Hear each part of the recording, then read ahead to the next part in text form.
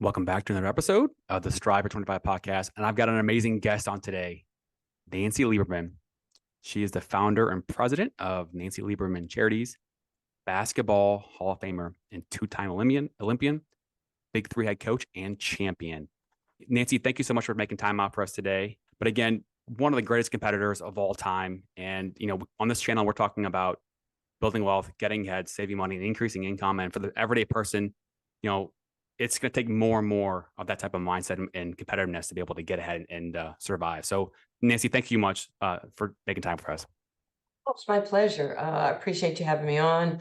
I think everybody there at Fairway Independent Mortgage knows how much I love, appreciate, and advocate for everything that Steve Jacobson and the Fairway family does. Yeah, Jake, he's one of the most competitive, just amazing people to be around, and just the spirit of this company. And that's kind of the spirit of what this channel is all about, too. How do we help the everyday Oh, person get ahead? he's a baller, Yeah.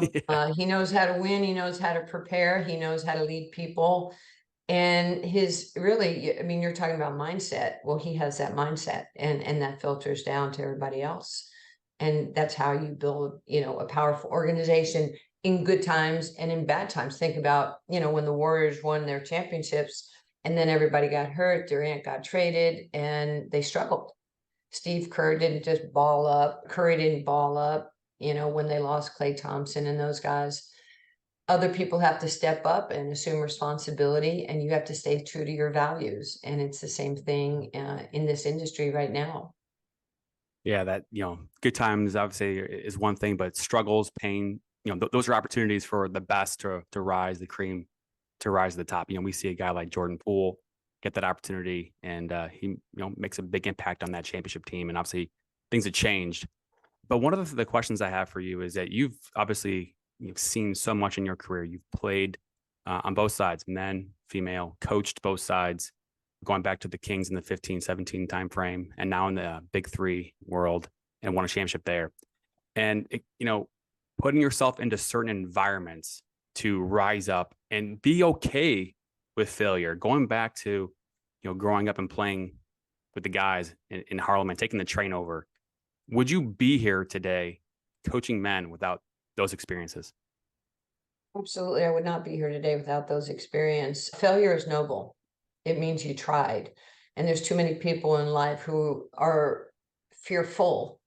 And for that reason, they don't take that step. They don't take that quantum leap in their life, in business. And they get mired in mediocrity in, okay, I get a paycheck every, couple weeks and I'm comfortable. And I think the people that become uber successful, they're not comfortable. You say all those nice things about me as a Hall of Famer and a champion, as a coach. That's for other people. That's not for me. I'm still trying to find the top of the mountain. There's two people in life, the hunted and the hunter. And I'm still the hunter. I'm still trying to get to another level of everything that I do. That can be the Mamba mentality from my friend Kobe, or Ali, respect everybody, fear nobody. So you do have to start with a mindset, no matter what part of society you're in, whatever your job is. If you have a bad mentality, you're going to take it everywhere else you go. So you have a chance to change the culture, just to be the way you think, the way you feel, how you communicate with others. And other people are watching you. I know people watch me every day. I know the rules of engagement when I step out of my house are different. And I'm not afraid of it. I actually have gratitude for it. Kind of digging into some of the psyche of NBA players, right? There's so little that separates the best from the rest. And you mentioned Mamba mentality. Some people were born with it, some people may not be born with it. But I believe that just because you're not born with it doesn't mean that you can't climb that mountain and work on that, put work into that every single day. Are there any examples of players that you've been around along the way that have really just stepped out of their comfort zones and went all in and had that journey of increasing their mental toughness and increasing their, innate abilities? There's a lot. Look at Draymond Green. Look at Kevin Durant. Look at Chris Paul. Tiger Woods was, developed for greatness by his dad, Earl. But I do agree with you. Not everybody has that locked in Mamba mentality, but it is obtainable. And everybody, gets it. There's, Malcolm Gladwell, there's that 10,000 hours. And some people haven't gotten to their 10,000 hours to find out, what they can do at a very high level. And everybody develops individually. But I also think it's who you put yourself around, it could be friends, it could be family, and being different. And I know this personally, being different can be scary when you're that only one, when you're that only one coaching, when you're that only one playing on a men's team, when you don't look like somebody else. So what I learned in my life is a lot of people play the game and some people change the game. And I want to change the game. A lot of people show up at work and some people change, the fortunes of a company, how they work. And they show people, leadership is just not, I have a nice car, I have a great house, and my business card says I make more money than you. Leadership is how you walk, how you talk, what your everyday habits are. You're grinding, people see this, and it makes people, come at a higher level. And I'm an influencer, and you can be an influencer. Jake is an influencer. But then they give you the meat, we give you the meat on why. I'm more of a minimalist. This is what we're going to do. This is why we're going to do it. And these will be the results. So it's always important to give people the why so they have a buy-in. When we're talking why, people want to be heard. They just don't want to be talked to. I have to do that with my team. I have to, I actually have a willingness, even though I'm in that first chair coaching, I have a willingness to hear what Katino Mobley has to say, or Seth Curry has to say, or DeMarcus Cousins has to say. I need to know what they know. And then I have to respect them, that they have a voice. And if people think that they have a voice, they're going to be more engaged in what you're doing. I mean, nobody wants to get the hand. No, I might not use what you give me, but you have a vote. You have, input in what we're doing. I think that's very important in business. That's so true. And, I kind of want to bring up Steph Curry, right? Greatest shooter of all time, all the accolades. And this is a gentleman that was almost out of the NBA with his ankle surgeries back in the 2011-12 timeframe. And, when I look at it, the career arc of his journey and, Mr. Lyles and all the people that have helped him along the way, I don't feel like he becomes this top 10, top 12 player without those ankle surgeries, about all the work he did on his core and his glutes and all the things he's done along the way to be able to get there. And the reason I bring that question up, I bring this up, is that, this pain, this struggle that the elite, the greats go through that pushes them up the mountain. Can someone be that great without that type of struggle that you go through? Nothing's ever perfect. I mean, I've been hurt. Everybody has it differently. I didn't have my prime to play in the WNBA, so I had to play against men. You really couldn't see my skill set at its highest level, because even though I was playing at a higher level, for me, I'm playing against guys who are bigger, stronger, quicker, and maybe more athletic. But you couldn't measure my mind and you couldn't measure my heart. And the overriding factor is I'm not afraid. Steph goes to Davidson, and he's a skinny little kid who shoots like his dad, and just has this enormous work ethic. You see him playing golf, you see him doing other things in the off season, but nobody sees him doing all the hard work. Kobe did that, Jason Kidd did that, Tiger Woods did that, Billie Jean King did that, I have done that, Ali did that. And in the privacy of your own time, where there's days that you're exhausted, your body is, have to have the right people around you, because nobody who's ever been great has done it by themselves. Not Warren Buffett, not Jake. That's a shout out to you, Jake. Not the greatest athletes or businessmen in the world. They've had to have people around them. And you have to have that willingness. But Steph is very special. Steph is probably, right now, it's between him and Magic as the two greatest point guards in the history of the game. And it's measurable by minutes, it's measurable. Irvin changed the game being that big guard, and Steph Curry changed the game. He screwed up basketball, we tell him all the time, because there's like, 4-year-olds, kind of chucking the ball up from half court and saying it's a good shot. And as a coach, you're like, what are you doing? Well, Steph does it. Oh, don't make me get on the phone with Steph. He changed the game. I mean, he's made coaches have to, defensive geniuses had to go back in the think tank and figure out how to guard this guy. He opened up the floor. He opened up time and space. Him, Lillard, Trae Young. I mean, are you kidding me? How far out do you have to guard these guys? Caitlin Clark is doing that in college. So it's pretty cool to see somebody force you to get better. And the hurry up offense, his nonstop movement. I mean, you get tired dealing with him. I had to watch film. I had all of the Golden State scouts, and it's like, oh my gosh, this guy is nonstop. You got to be so locked in. You have to understand we call it shooting the gap, he's going to fade. If you lock and trail, he's going to curl it. That means I need help from my teammates. That's what business is about. I need help from my teammates, leadership from upper management. My peers need to be locked in to give the best of who they are on a daily basis. And then, the young people within the company, they see the vibe. I don't think anybody really wins with young people.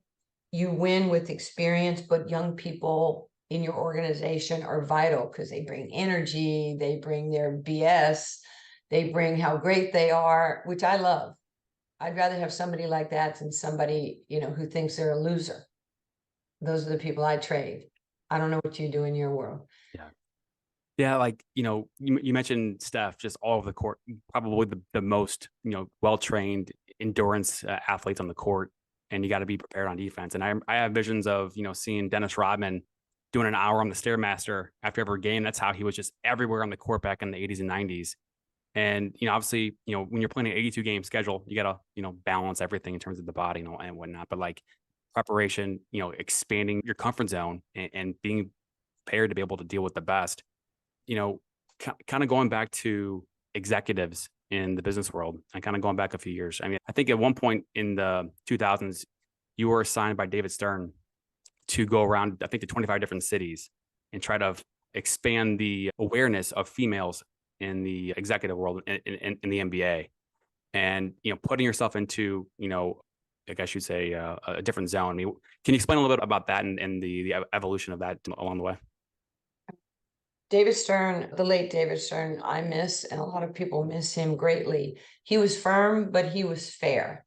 And he did a great job of growing the NBA. But he also knew he was an incredible businessman.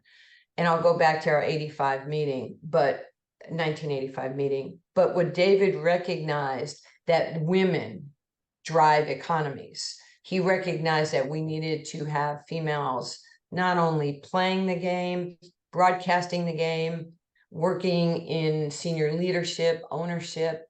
I mean, think about it. Today, 80% of Fortune 500 women, they played a sport growing up in life. So they're competitive, they're flexible, they take teamwork, strategy, they work together with people. They're not a lone wolf.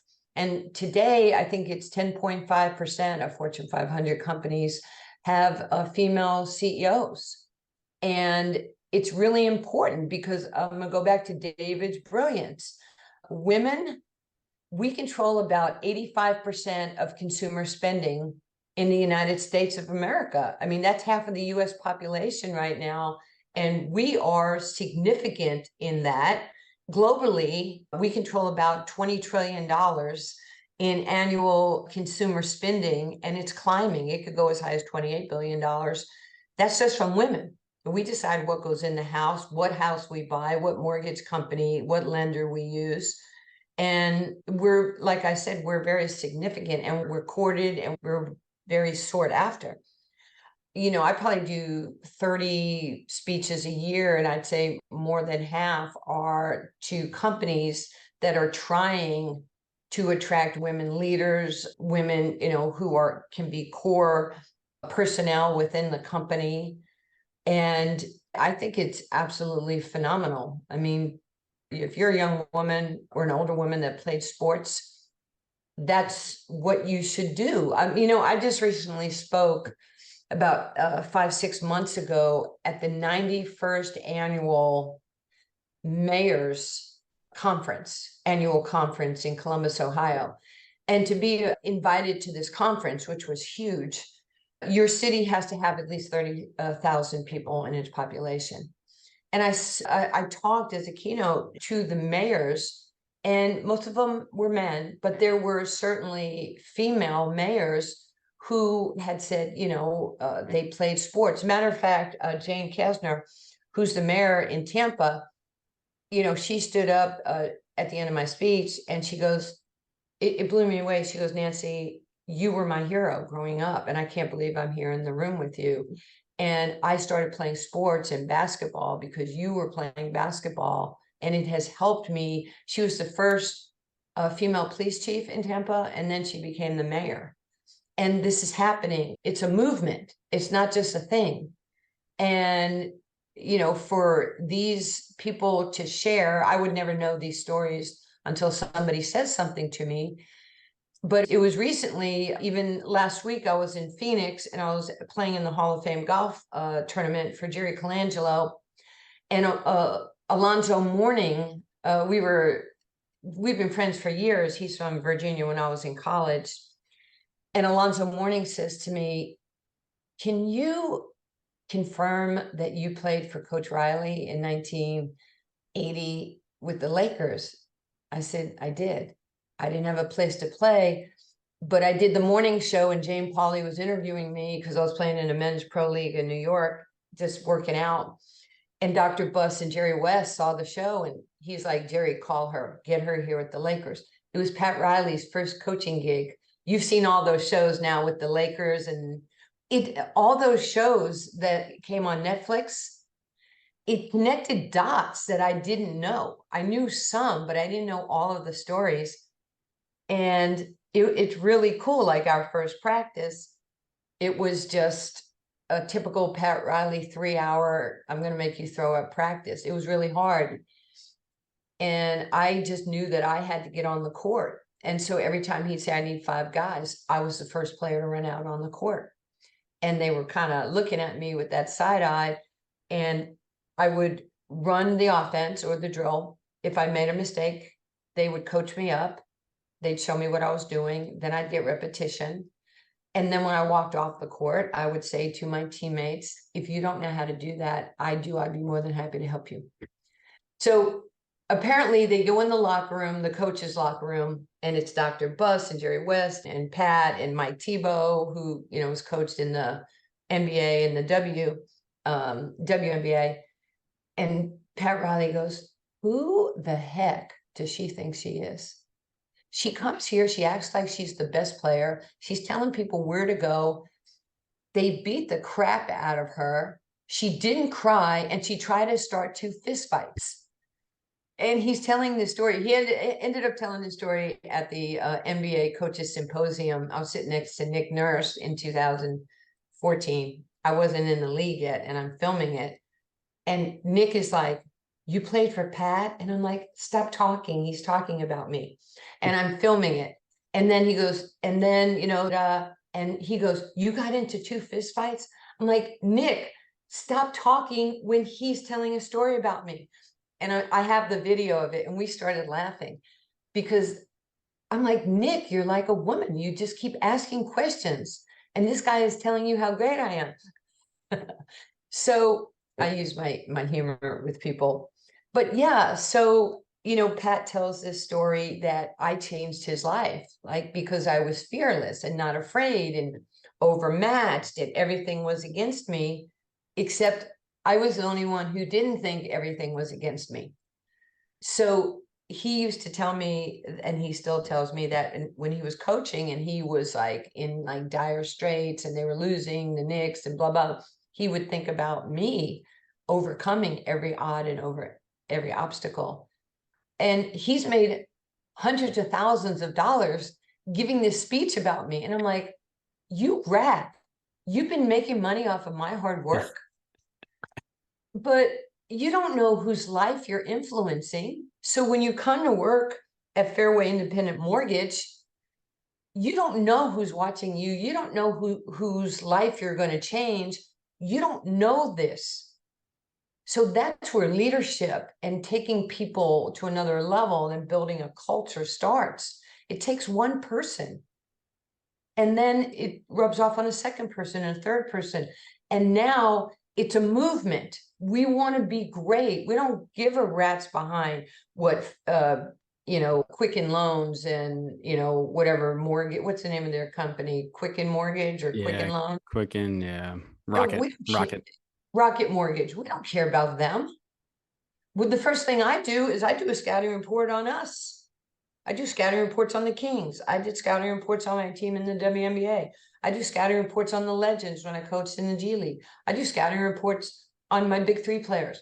And the first person I start with is me. Did I make the right substitutions? What was my mindset? Was I too hard on them? Was I not hard enough on them? I have to check my motives of how I come to work every day. Did I prepare them? Did I give them film? Did I give them a proper scouting report? So there's so many things that goes in to leadership, and I don't find it to be pressure. I find it to be a privilege to lead people to places they didn't think they were going to get to. That's absolutely amazing. And as you're telling the story about, playing with the Lakers, I just know that, you don't get there without all the work that goes in, like in 75, playing in the Pan Am games, you're the youngest player by far by 3 years playing with older players. You're putting yourself in situations constantly to be able to rise up. And if somebody out there is listening to this, and maybe that's not your natural, instinct is to jump into your comfort zone, outside your comfort zone. What advice would you have for somebody that's thinking, I know that I have more inside of me. I know that I can do more. What goes through your brain of how to kind of push that person out to do more, to be more? Well, I don't think they have to do more. I think they have to love themselves. And I say this a lot. When I met Ali back in December of 79, and he was already my hero, but then I meet my hero, and we're the two headliners at the New York Stock Exchange doing something for the Olympic Committee. He knew that I was fraudulent. He knew that I was broken. You know what Muhammad Ali knew? With a 20-year-old, he knew that I didn't love me. I was hiding behind Nancy Lieberman. I was hiding behind points or championships or those type of things. But he changed my life. I decided long ago never to walk in anyone's shadow. If I fail, if I succeed, at least I'll live as I believe. No matter what they take from me, they can't take away my dignity, because the greatest love of all is inside of me. I did not love me. And he taught me how to love me and respect me. And that was a game changer, because it didn't matter if I was the greatest of all times. It just mattered that I had a belief system. And if you don't believe in you, why should I believe in you? If you don't love you, why should I love you? So that has to start with you. And if you have that type of belief, and it's an everyday drip pour, and the other thing is Ali really pushed me towards, my relationship with God. Here's the most famous Muslim of all time, and he's taking this little Jewish girl and he's saying, God is good, and if you have problems, you got to go to God, you have to pray, and you have to reach out and humble yourself. And I'm like, humble? You came up with the quote, it ain't bragging if you're good. And he would just laugh at me. He goes, yeah, but I still pray to my God so I could be good and I could be healthy. So, God is first and foremost my faith every day of my life. When I open my eyes, I'm thankful for every opportunity that I have and have been given, thankful for what God's going to put in front of me that I might not be comfortable with, but he does not make mistakes. And I am the right girl at the right time for the right job. And then I have to adjust, and I do have to get outside of my comfort zone. I mean, if I'm meeting with people like Warren Buffett, or the other day I was with Elaine Wynn and Mark Davis, who owns the Raiders and the Aces, and I was spending time with them, sometimes I'm outside of my comfort zone, and I'm with wildly wonderful and powerful people. And, I'm there for a reason. So I can't be a shrinking violet. I don't have to know it all, but I have to feel good about those moments. So a lot of it is incumbent on us, feeding that side of our life. When you're talking about Warren Buffett, and I'm going to kind of try to relate this to the players, right? Because if you're in the G League, right, you're maybe 20, 22, trying to get to the league, trying to work on your skills to elevate and get to the next level. And at the same time, you have all this pressure. I mean, I obviously can't even imagine the pressure these guys go into every single game, knowing they have to perform every single game. But Buffett, one of the greatest investors of all time. But what I, see Buffett that stands out is that when he was 30 years old, he was thinking 30 years down the road. When he was 60 years old, he was thinking 30 years down the road. He was 90 years old, thinking 30 years down the road. And that perspective is so rare, especially for people, investing, but just in life in general. But with these younger players that you're around all the time, how would you explain or kind of put into words the evolution of the psyche of the player over the last, say, 20, 30 years? Because the game's changed, the players have changed. How would you describe that? Money has changed. I mean, Steph Curry's on the first player on his second $200 million contract. And when he renews, he'll renew it for, it'll be worth 600 million in just contracts in his playing career in maybe 10, 12, 13 years. It's phenomenal. Players like Walt Frazier, I remember when Clyde signed his first $100,000 contract, and I was like, oh my gosh, he's rich. It's unbelievable. So now you see players like Tom Brady, they're investing in LeBron, in soccer teams, in pickleball teams. In Tom Brady just got approved by the W to be an investor in the Las Vegas Aces. You're seeing these guys, they're conglomerates from the money that they've made as players, and now they have to have great people around them to make sure that somebody's doing the analytics in so many of these deals. So it's not like, well, Danny says, you should, invest in this pizza shop. LeBron doesn't want the pizza shop, he wants the franchise. But then somebody had to lead you down that path, and that was Michael Jordan and Wayne Gretzky. Later in their careers, they stopped doing things for $100,000 or $200,000. They were like, if I'm going to do this for Haynes, it's going to have to be a minimum of 10 years. I get a percentage of the ownership. And then, we go from there. Look at George Foreman with the George Foreman grill. He hedged his bet. He rolled the dice on him. And he put his name on the George Foreman grill. We honored him. He was there when we were honoring Ali at Dreamball at my event here. And the young people, like 30 years and younger, they're like, oh my gosh, that's George Foreman. That's the guy with the grill.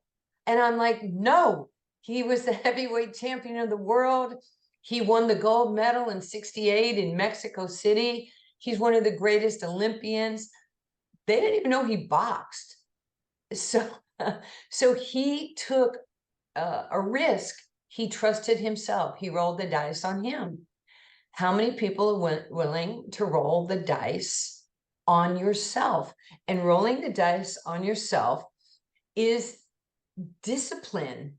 And discipline comes when you do things over and over again until it becomes habitual. This is how I lead my life. I know every day where I put my car keys. I know this. So if my car keys are missing, it's not my fault. Somebody came in my house and moved something. I know this.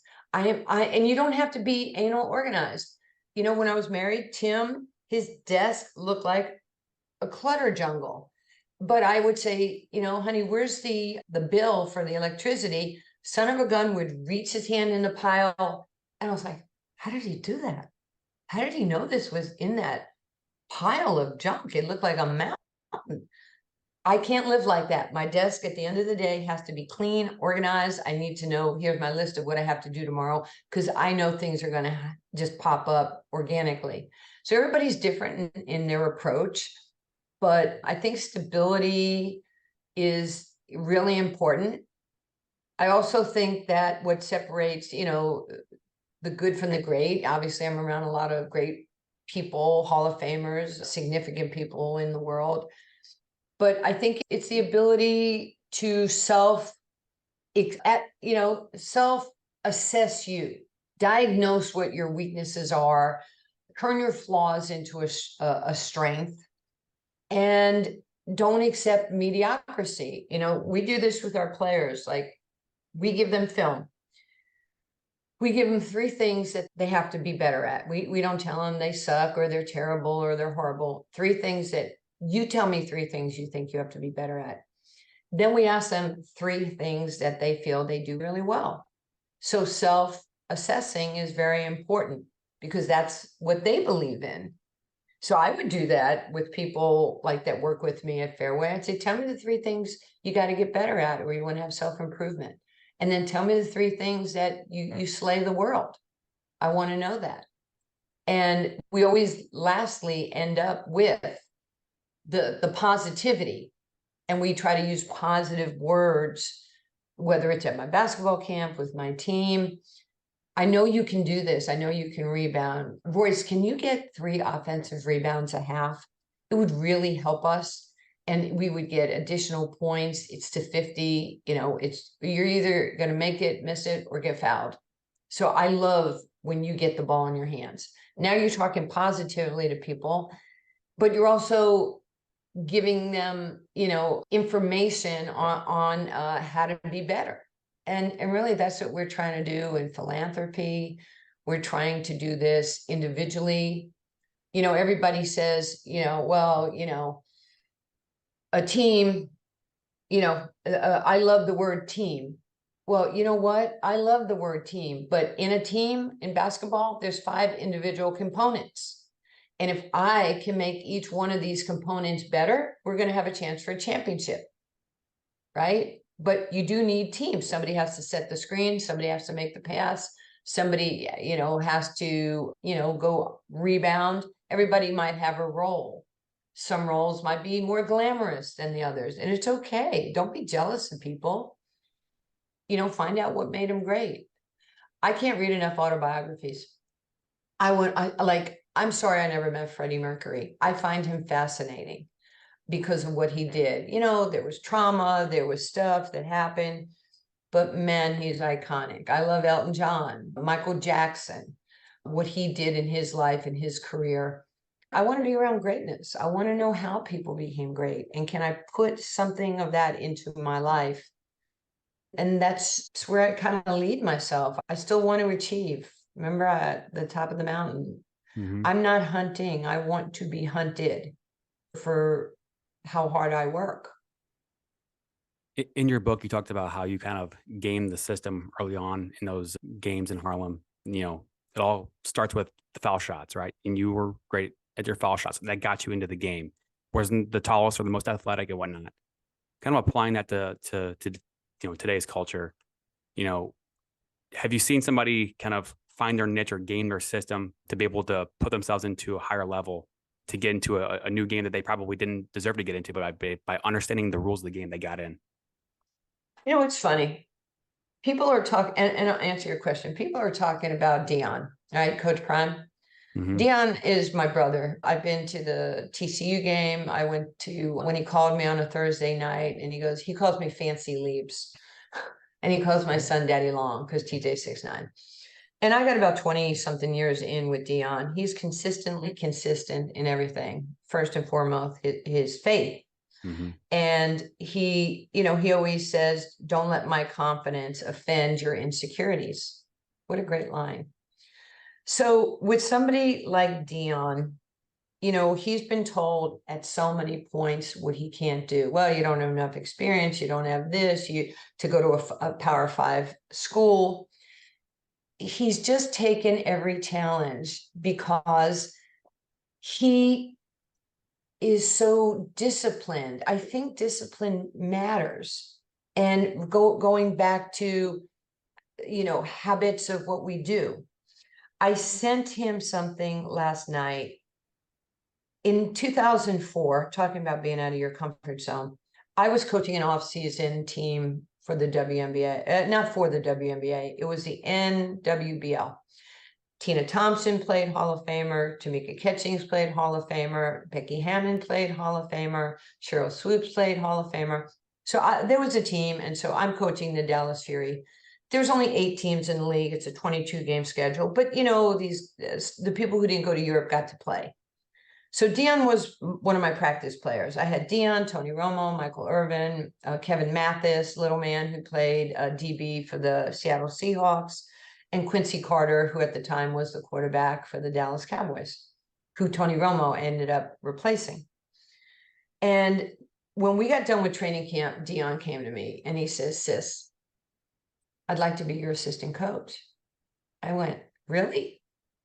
He goes, "Yeah." He goes, "I'm gonna never see the game of basketball the same way again because you're so detailed and you're always explaining. You're not making them robots, do this, make this cut. You're explaining, this is what you're going to do, this is why you're going to do it, and these will be the results." So I said, "D, I'm firm but fair." And I said, if you can show up to all 11 home games and to practices, you can be my assistant coach." He showed up to every home game. And there was an article, and I saw it in the paper the other day. I Googled it, and it said that Dion was my assistant. So this morning I sent it to him, and he's like, "You gave me my start. You trusted me. I just liked what I was seeing." So somebody has to give somebody a start, right? Rick rolled the dice with him in Colorado, their AD, gave him an opportunity. And you can't be afraid of people who are good. So many people are afraid of strong personalities or people who, bring in intensity. Oh my God, they're going to rattle everybody's cage. They're going to rattle people's cage because maybe people are living in a tiny cage. And, at Fairway, we want to be the best. We want to compete with the best. We're not afraid of, Rocket Mortgage. We're not afraid of anybody. Just give us a chance to schedule that game and we'll be ready to compete. And then when we play against the best, we'll find out. We don't want to play against the worst because we know we'll probably win. We want to play against the best so we can find out, what, we need better loan officers, or we got to close these deals a little quicker, or we got to have more trust with the people that are coming to us. And how do we have long-term sustainability and success? How do we, stay connected if mom and dad buy a house and then their kids buy a house and then the grandkids buy a house? Now you've done something right. That takes time and effort to build those relationships, because people are trusting you with their most valued possession, their family and their money and where they're going to live. And you got to be consistent and disciplined in what you're going to do with people. Yeah. In this conversation, we've used the word discipline, several times. And each time we talked about it, you've given examples, right? And I hear the word discipline on social media all the time. And it's you gotta have it. You gotta have discipline. And nobody really spends time explaining how to build it or how to strengthen it and how to do it. So I just love that we're talking about that. But fear, pretending that you aren't scared of it, is learning to identify the fear and develop a game plan to overcome it. So when you're playing those guys, back in the early 80s and you decide, I'm going to put myself out there, and I'm sure there's fear around that. What are some of the processes or techniques that you use personally, when you're putting yourself into these situations where you may have that natural fear? For me, and my whole career has based on doing things that nobody else has done. There was no roadmap for me. So I would go back to Harlem. I'd go back to some of the really great players and say, "Hey, what do I do here?" I wasn't sure. I've never run the flex offense, and they were saying that they're running flex offense, and I really don't know it or understand it because I'm in high school and they don't run a flex offense in high school.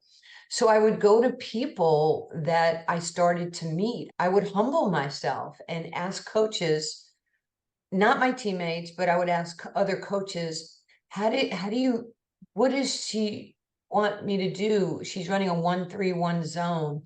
What am I supposed to do? So I started asking questions, and, asking people or saying you don't know is a strength. It's not something that, makes people think you're stupid. It's a powerful tool, asking, because I don't know everything. But at this stage in my life, I know a lot of people. So I can go to somebody and say, I don't understand this. I'm thinking about, investing in something. And people, by and large, people want to help. I mean, don't you want to mentor people that you work with? Don't you want to be mentored? I get mentored all the time because I'm not afraid to reach out to Warren or, when Kobe was alive, or my friends like Dion, even, Becky Hammond, she learned a lot from Coach Pop. And so, hey, how would you handle that situation? Or why did you do that? I ask people all the time. When I was at the game in Boulder a couple weeks ago, and, Dion is like, hey, do you want to be on the sideline? Do you want to be up in the suite? Where do you want to be? And so I asked one of the coaches, I go, hey, D says I could be on the sideline. He goes, Nance, the field, from the field to the wall is so tight on the sideline. I wouldn't do it. You could get hurt. There's only like 10 feet. And I didn't know that. So I went up, and I went up with Stephen A. and Shannon Sharp, and Lost you there. we just started talking. But I asked, at first it was like, yeah, I want to be on the sideline. And, I asked Trevor, and he goes, Coach, I wouldn't do that for these reasons. And it made sense to me. My ego is not my amigo. And I tell that to people all the time. It's not. A matter of fact, I had t-shirts made, for one of my teams. Your ego is not your amigo. And it's okay to be confident, but don't lead with ego. Lead with, not being afraid, lead with, I'm going to try. And that's the secret sauce in getting to your next level. You don't have to get to my level. You don't have to get to Jake's level. You don't have to get to Kobe's level, but everybody has a next level, right? So you have to master the things that take no talent. It doesn't take talent to show up. It doesn't take talent to read a playbook. It doesn't take talent to be competitive. And it doesn't take talent to be in great shape. You've read the stuff about, Dion and his 5-star recruit, and how he said that, well, how is he not playing? He's late for meetings. He sleeps in meetings. He doesn't show up for meetings. He doesn't know our schemes, and he's not playing hard. Yeah, but he's late for meetings. He doesn't show up for meetings. He sleeps in meetings. He doesn't know our schemes, and he doesn't work hard. He will not get on the field, right? It's honorable. It's firm but fair. So, everybody has a role in success. And sometimes, sometimes there's tough love. Dion didn't say he hates the kid. Dion didn't tell him to get in the portal. He gave him the answers to the quiz. And then last week, against USC, he played because, Travis was out with an injury. Hunter Shiloh Sanders was out with an injury. So he got his opportunity. He played great. He even had that interception of Caleb Williams, even though there was a penalty in the backfield. He played really well at the corner. And he got playing time. You have to earn the right. It's not my birthright to coach in the NBA. It's not my birthright to do your podcast. It's not my birthright. I do these all week for people all over the world. And it's an honor. It doesn't matter if it's yours, a friend of mine on my board, Jay Young, or Joe Rogan. It doesn't matter. It's a privilege that somebody asks you to do something. And that's how I see life. Wow, that's amazing. Kind of going back to a little bit the family stuff, what's it like being able to be with your son on the floor? It's hell. It's real. No, seriously, it's a blessing. His first year, I thought it was harder on him. And I said to TJ, and TJ is, one consistent corner three away from the NBA. They know him. He's played at the highest levels in Europe. And I told him, I said, you don't have to impress me. I'm already impressed. Or anybody who knows me, if my son couldn't play, he's not playing on my team. He ain't going to be here. I'm not paying you to do this. I will trade you for a son to be named later. Okay. I'm not risking or mortgaging my reputation if you're not at this level. It might sound mean, but I'm sorry, this is how it is. Business is business. So, I said, you got to make sure that, you communicate and you befriend and you earn the respect of not only your teammates, but other guys in the league. These are NBA guys. These are, the Joe Johnsons of the world, Cuttino Mobleys of the world. There's some really great players in this league and young players who have dominated over in Europe as we get younger as a league. And he's done that. Everybody, I'm sure a lot of people probably thought mom's given, her white son a payday. And as I just said, I'm not going to do that. He had to earn respect. He's turned out to be probably my second or third best player, on the team. Every year, the last 2 years, he's in the conversation for fourth man of the year award. And he could start. He has that skill level. So it's kind of fun. And we have a lot of fun with it. Like I'm always mic'd, on CBS. And last year he hit a game-winning shot, a 3, and we won the game. And he had said to me, "Mother, this is going to be serious. I'm going to call you coach." I said, "Okay, whatever you want to call me." It's a game-winning. He starts running over, "Mom." And I'm like holding my mic. I'm like, "It's Coach Mom." It's And so we can laugh about it. And I joke that, not only am I paying my son handsomely, but I get to yell at him and then go, "You got to set that screen, clean your room." So I could blend a little humor into, anybody who knows me knows that I have a little sarcasm, a little humor, Really? Really? but a lot of truth. PJ says I'm not funny. I think I'm hysterical, even though I'm an unpaid comedic performer. I got to ask this question. I grew up watching, Christmas Day Bulls playing in the early 90s. And in your book, you talk about how you played him one-on-one in one of the camps and whatnot. Why is he different? What makes that person, the blood running through his veins, and it's Kobe, Tim Grove. I mean, there's a lot of people that I guess it can be similar, but like, why do people fear him? What was different about him? Are you talking about MJ? MJ, yeah.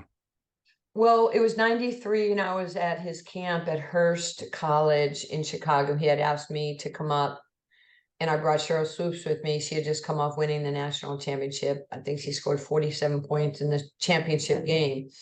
And to me, it was phenomenal to take a young player over to his camp. And what hit me was that all these kids and coaches, and Michael's playing in the coaches game. He's 3-time champion, 3-time MVP, and he's playing like he's playing against the Celtics. And I asked him one night, I said, "Michael, why do you play so hard?" And he said, "They will beat me when they can beat me." And I stole that with my son forever. He was 14. "Why do you play so hard? You're in the Hall of Fame. Why do you do this?" And I said, "TJ, you will beat me when you can beat me. It'll happen." But Michael put that in my head. Why would I let somebody beat me and walk around and say, "I beat, Nancy Lieberman or Michael Jordan." And Kobe wouldn't let people do that either. That's just a mentality. I'm not saying I don't subscribe it for everybody, but that has been my mentality. And that's, somebody asked me again recently, or maybe somebody was quoted as saying that, they play at such a high level and they're a dog. And I went, I don't want to be a dog. I want to be a wolf because wolves eat dogs. Yeah. I'm a wolf. In business, I'm a wolf. That's how I know I still want to coach. And I want to, kind of be in the foxhole with players at whether it's the NBA level, the W, the big 3. I still have that in me. I still have that wolf in me. When you lose that, go find paradise, go ski, go whatever it is that you wanted to do post-career. And everybody's like, "Well, how come you didn't retire?" I have the greatest life. I get to speak around the world. I get to coach a team. I get to work with Ice Cube 3 months out of the year where my phone rings and it's like NL. I'm like, hi Cube. I am so honored to work for that man. In 2 weeks, I'll be doing all the TV for the Oklahoma City Thunder. Everybody's fighting for my job. Don't you think there's a 25-year-old woman or man that says, well, sister had her day? Mhm. You don't get to tell me when I have my day. I am who I am, and you don't get to tell me who I am or when I should retire. This is the woman who played at 39 and 50. No, I'm gonna go, man, I'm tired, but I feel good by the grace of God. I'm healthy and I love what I do. I've been doing this since I was 10 years old. I am 65 years old and I love every day. Whatever God puts in front of me, I can inspire people. I can engage people, help people. People can help me. I can do things that I never thought I can do. I can, through my charity, we've sent 100 high school seniors to college. There's so many wonderful things that, I can do, and people inspire me. You inspire me. I mean, very rarely do I turn down doing any of these podcasts. It's important to you. I can help you. I want to help you. And it doesn't matter if you have 100 viewers, listeners, or 200 million. This is important to you. So it's going to be important to me. And that's how I do things. My agent is like, you're doing what? They'll creep on you. They'll creep on different, and they're like, they don't have an audience. And I go, okay, can you book it? If I have the time, I'll do it. If I don't have the time, I say, I can't do it right now, but I'll do it at another time. But somebody helped me, so why can't I help somebody else? That's That's bad. how it is. That's badass. Badass. That's all I gotta say. It's great. I mean, God's given me this incredible platform. What am I going to do? Be an idiot?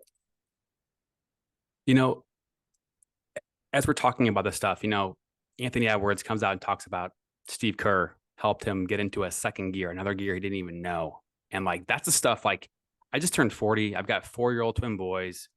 And for me, like being a father and then going through all this kind of chaos in our industry, it's pushed me to a level that I need to get out of my own comfort zone. I need to be doing more, be doing different things. And that's some of the things that I'm trying to talk about on our platforms and share and show people, hey, there's a way to be able to achieve something inside of you that you don't even know it's there.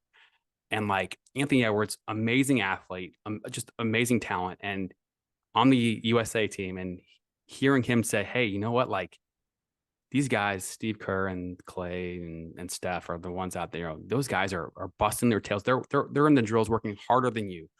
Why aren't you doing that? And for him to say, yeah, Steve Kerr pushed me out of my comfort zone and into another gear. Now I'm a madman on practice. Like that's the stuff that just gets me fired up because this is like one of the greatest players out there, and he's finding another level. And for you personally, is there something recently that's kind of hit you, or something you read, or a conversation, or a video, or something that's helped you find another gear? Well, a lot of the people that I've mentioned in my life pushed me to another gear. But I do want to say something about Anthony. He's a great kid and obviously a great talent. But you have to remember, Steve Kerr played with Michael Jordan, and Michael Jordan, he played players today. You saw it in Last Dance. Like, what's wrong with this guy? He plays every practice harder than he plays a game. You better show up at practice or you might get punched in the face. You might get insulted. MJ has always been like that. Kobe said this, Michael is competitive in everything he touches. I am competitive in basketball. That is why I will not play golf with Michael Jordan and have this guy beat me, take my money, and then talk about it. So brilliance on Kobe to understand where he should be or should not be, but to also understand and see Michael's mentality. Michael might be the greatest competitor ever. Kobe might be one of the greatest basketball competitors ever. So you have to have awareness of different situations. And Steve Kerr, I'm sure, passed some of his wisdom, on to Anthony about, I played with this man. I won championships with this man. He took me to another level because he wouldn't allow me to play at my level. And that's what life is all about. And, I mean, certainly I have those stories, I mean, getting my ass kicked at Rucker Park repetitively taught me to be at a higher level. And then when I played against women, I was like, oh my gosh, I didn't ever say it was easy, but it wasn't like playing against some of the guys.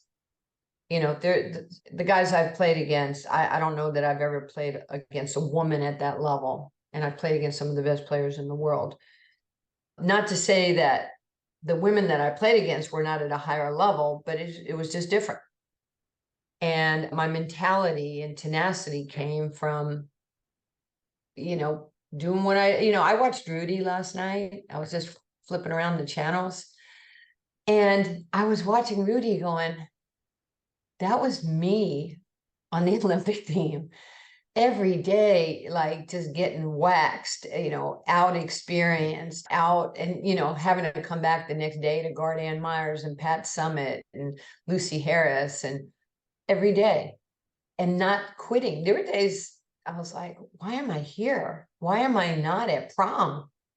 Why am I not doing things back home? I'm 15, 16 years old. These are grown ass women. And it taught me stick-to-itiveness. And have you not learned this? Have we all been humbled with COVID? Think of pre-COVID and, let me tell you how great I am and I'm doing this and I'm making millions. And COVID just stopped the world and we had to figure out who was going to quit, who was going to get better, who was going to learn how to Zoom, who was going to learn what, Microsoft, Zoom is. We had to get better. We were doing virtual events. I did virtual graduations. I did virtual speeches for Fortune 500 companies. I did more videos for people. TJ and I probably did 1,000 videos in talking to kids, helping with mental health and just sending it to their emails. It was crazy, but we had to get better. And we had to do things we never thought we would do in our lifetime. And so we're better for it today because we had to be nimble, we had to be flexible, we had to get out of our comfort zone. We couldn't play scared, even though there was so much we didn't know. We were flying blind. So we now know what we can do in times of crisis. Fairway Independent Mortgage will be prepared. It won't be pleasant, but they'll be prepared for some of these crazy moments in our country right now. And that's all we can do. That's so true. That's true. I mean, it is what we're definitely in uncharted territory, I think, in terms of just the economy and finances and whatnot. And as we're kind of rounding out the year, what's something that you're looking forward to, or a challenge or a goal you have for the end of the year? Well, we're with my charity, we're like, when I get off this, we are opening up another dream court. We'll open up 5 more before the end of the year. We'll finish up with programs with kids and cops. So we really want to finish strong. Dream Ball. We spend almost a year preparing for Dream Ball, and the only reason we're doing it to raise money. So we try to make it fantastic. So we now want to be able to take that and give the money to the people that need it. So that's important. I start TV. Every time I do a game, my objective is this game, we're going to win an Emmy. My team that's broadcasting, we're going to win an Emmy. Because there's the Spurs, there's Oklahoma City, there's the Pelicans, there's the Mavericks on Bally's.